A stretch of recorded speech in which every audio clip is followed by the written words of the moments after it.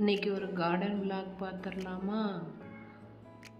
இன்றைக்கி கிச்சன் வேஸ்ட்டெல்லாம் நான் 3 நாளாக சேர்த்து வச்சுருந்தேன்.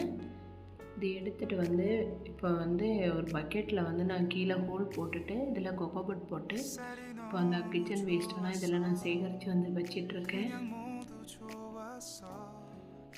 இதை ஒரு 40 டேஸ் கழித்து நம்ம பார்த்தா அன்றைக்கி நமக்கு சூப்பரான வெர்மி கம்போஸ்ட் கிடச்சிரும். நம்ம வீட்டில் உள்ள காய்கறி கழிவை வச்சு நம்ம உரம் செஞ்சிடலாம்.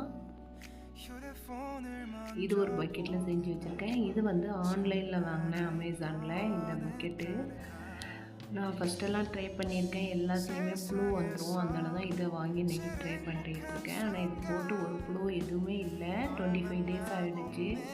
இதில் 3 நாளைக்கு ஒரு தடவை இதில் இருக்கிற தண்ணியெல்லாம் எடுத்துருவேன். அப்புறமா ஹேங்கிங் பிளான்ட்டெல்லாம் கொஞ்சம் ட்ரிம் பண்ணி விடணும்.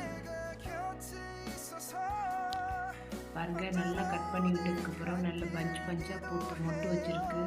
ரோஸ் எல்லாம் கொஞ்சமாக செரி பழுத்து இருந்துச்சு. அதனால செரியையும் பறிச்சிட்டு